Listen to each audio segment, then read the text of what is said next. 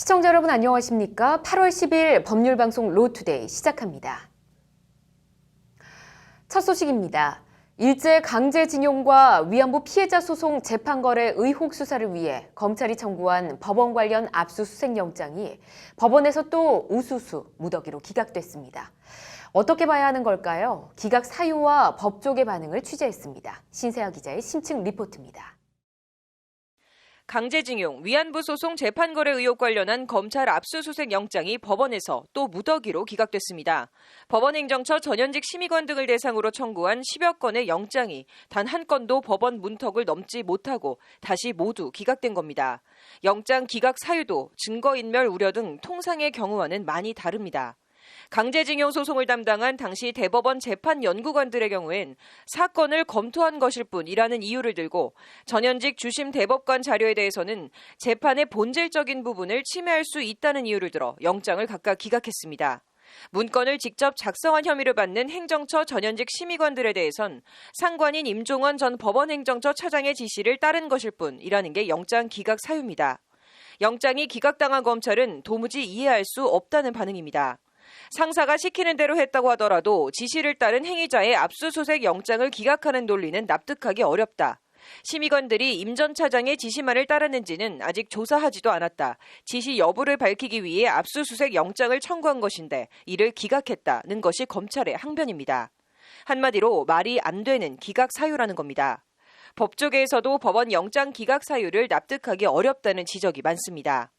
법원행정처가 이미 제출 요구를 거부했다는 사정이 보이지 않는다는 이유로 압수영장을 기각했다, 지금 이런 취지로 저는 파악을 하고 있는데, 근데 이게 저 무슨 말씀인지 잘 모르겠고요. 법원은 이달 초에도 강제징용, 위안부 소송 재판거래 영장 가운데 참고인에 해당하는 외교부 관련 압색 영장은 내주면서 정작 피의 당사자인 법원 관련 영장은 모두 기각한 바 있습니다. 이에 검찰이 외교부 압수수색을 통해 외교부의 절차적 만족감을 주자는 등의 재판거래 정황이 담긴 문건을 확보해 영장을 보강해 다시 청구했지만 또 모조리 기각당한 겁니다. 법원 안팎에서는 제 식구 감싸기라는 여론의 따가운 비판과 압박에도 법원의 이 같은 영장 기각 기조가 계속 유지될 것이란 전망도 나오고 있습니다. 다른 어떤 것보다 재판의 독립성 이런 부분을 봤을 때에 영장을 발부하는 것이 상당히 어렵게 결국 검찰 수사가 사실 강제 수사가 쉽지 않을 것으로 저는 예상을 합니다. 이런 가운데 검찰은 오늘 13일 사법농단 의혹에 연루된 정모 전 법원행정처 기획조정심의관을 소환해 조사합니다. 법원 관련 영장이 법원만 가면 기각되고 있는 상황에서 검찰이 법원의 재판거래 사법농단 의혹의 전모와 실체를 밝혀낼 수 있을지 주목됩니다. 법률방송 신세아입니다. 삼성노조 와해 의혹 관련 강모 전 삼성그룹 미래전략실 인사지원팀 노사총괄 부사장이 오늘 피의자 신분으로 검찰에 소환됐습니다. 검찰 칼날이 이른바 윗선 어디까지 뻗어갈지 관심입니다. 강 전 부사장 소환 현장을 장한지 기자가 취재했습니다. 노조 와해 공작 피의자 신분으로 검찰에 불려 나온 강모 전 삼성 미래전략실 노사총괄부사장은 취재진의 쏟아지는 질문에 떨떠름한 표정으로 단 한마디도 답변하지 않았습니다. 누구한테 보고하셨습니까? 노조원 시신 탈취 과정에 알고 계셨습니까? 강 전 부사장은 2012년 12월부터 지난해 6월까지 5년간 그룹 미래전략실 인사지원팀 노사총괄 담당 부사장을 지냈습니다. 노조 와해 의혹과 관련된 전체 내용을 지시하거나 보고받을 위치에 있었다는 얘기입니다. 검찰은 강 전 부사장이 삼성그룹의 무노조 경영 기조에 따라 삼성전자 서비스 협력사의 노조 와해 공작, 이른바 그린화 작업을 지시한 것으로 의심하고 있습니다. 앞서 지난 6일엔 삼성 미래전략실 목모 전 노무 담당 전무가 같은 혐의로 구속된 바 있습니다.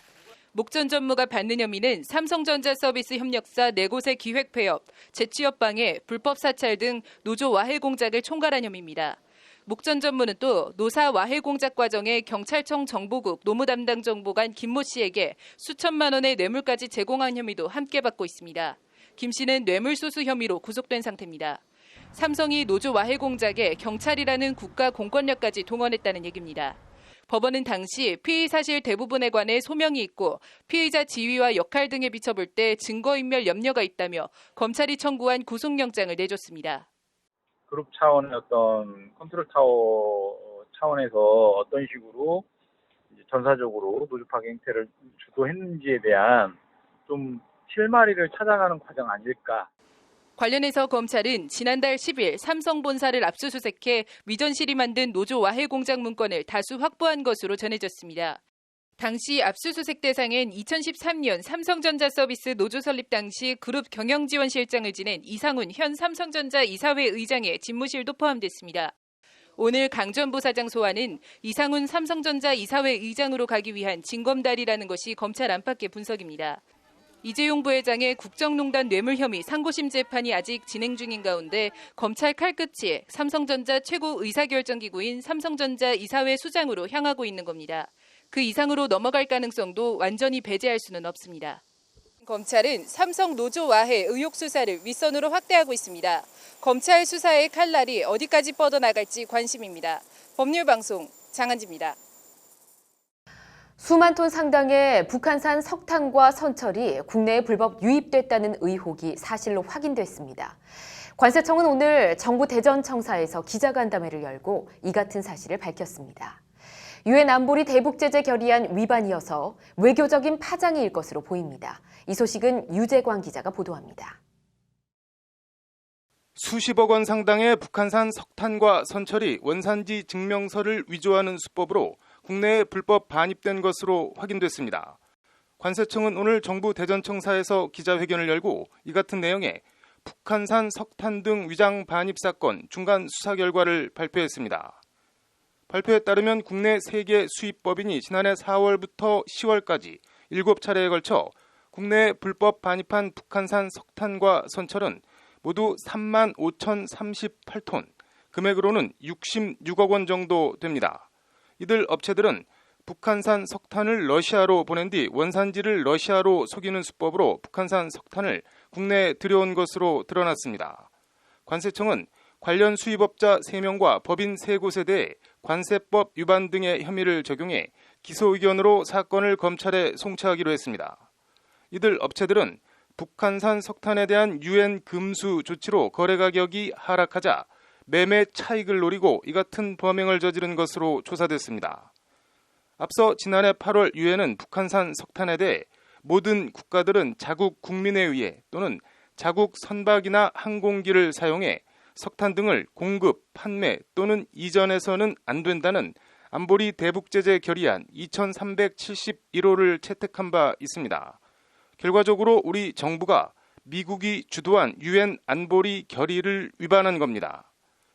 이에 대해 청와대 관계자는 한미 양국이 공조와 신뢰 속에 석탄 문제에 대응하고 있다며 일부 언론에서 보도된 한미 간 갈등은 없다고 적극적으로 진화에 나섰습니다. 이 관계자는 청와대 오전 현안 점검회의에서 북한산 석탄을 둘러싼 한미 간 갈등설이 논의됐냐는 질문에 이같이 답변했습니다. 이 관계자는 그러면서 오전 회의에서는 캐드4 미국 하원의원의 제3자 제재, 이른바 세컨더리 보이콧 언급 및 이와 관련한 언론 보도에 대한 보고가 있었다. 보도에서 우려하는 것과 같은 상황이 발생하지 않도록 정부가 최선을 다하겠다는 취지의 보고가 이루어졌다고 덧붙였습니다.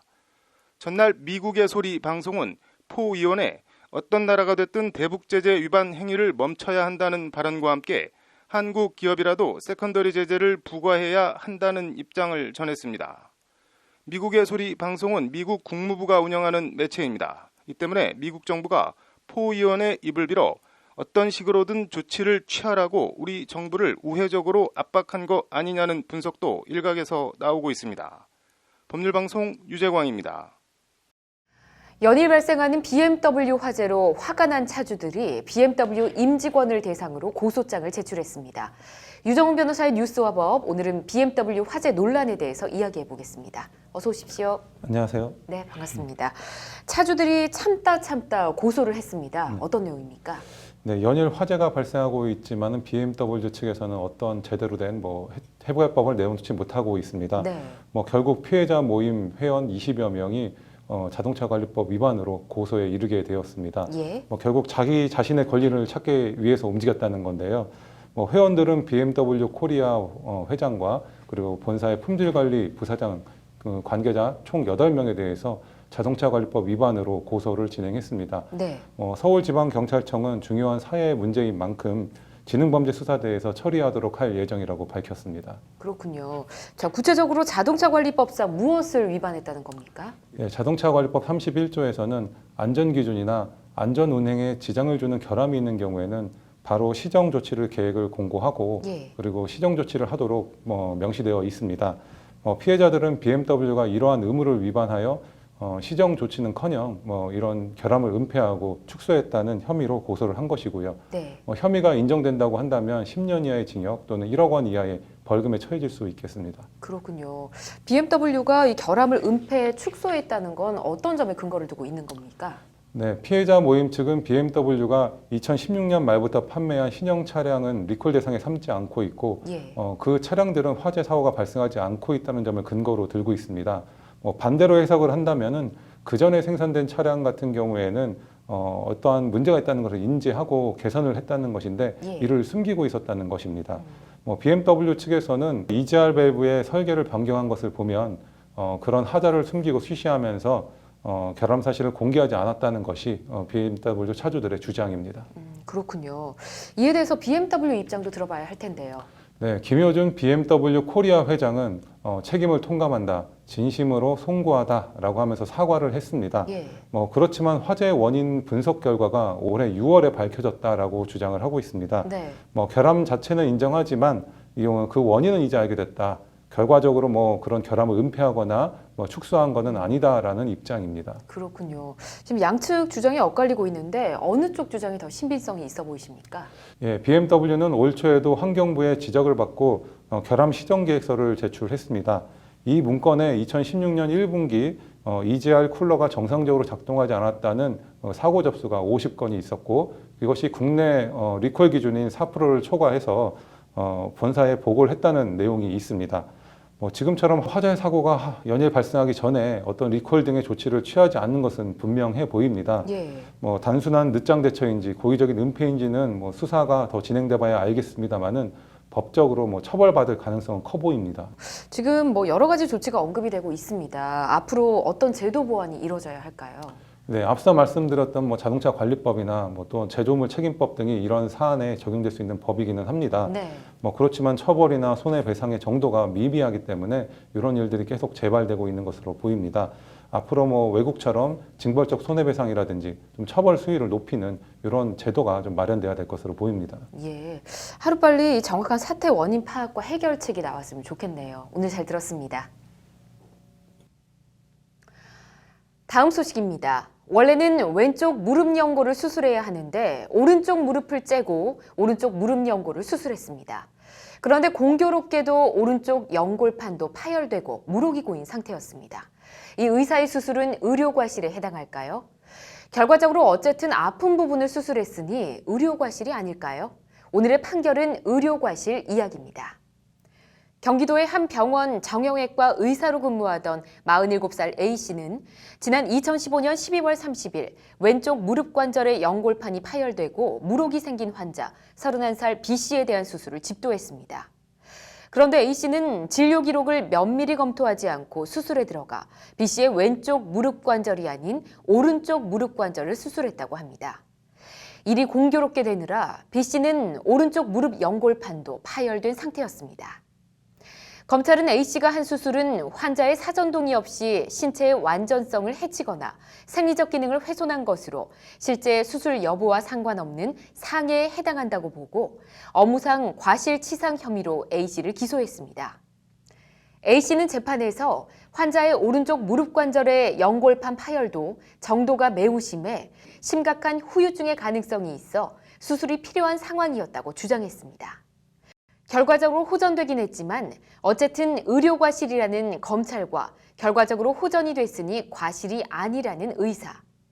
법원은 1심에 이어 2심에서도 의사 A씨의 손을 들어줘 무죄를 선고했습니다. 피해자는 오래전부터 우측 다리의 불편함을 느껴왔고 이 수술 이후 물리치료, 재활치료를 통해 피해자의 우측 무릎관절 통증과 운동 범위가 정상으로 회복된 것으로 보인다. 이 수술이 전혀 필요하지 않았다거나 수술 이후 상황이 악화됐다고 볼 만한 증거는 전혀 없다. 수술 이후 정상으로 회복됐다면 피해자의 사전 동의가 없었다는 이유만으로 피고인에게 치료상의 과실이 있다고 보기는 어렵다는 것이 법원 판단입니다. 만약 오른쪽 무릎을 째고 열었는데 멀쩡했다면 이 의사와 병원은 어떻게 했을까요? 슬그머니 다시 덮고 왼쪽 무릎을 다시 수술했을까요? 아무튼 결과적으로 환자 B씨는 아픈 양쪽 무릎을 다 치료하게 돼 다행이긴 한데 뭔가 뒷맛이 개운치는 않습니다. 오늘의 판결이었습니다.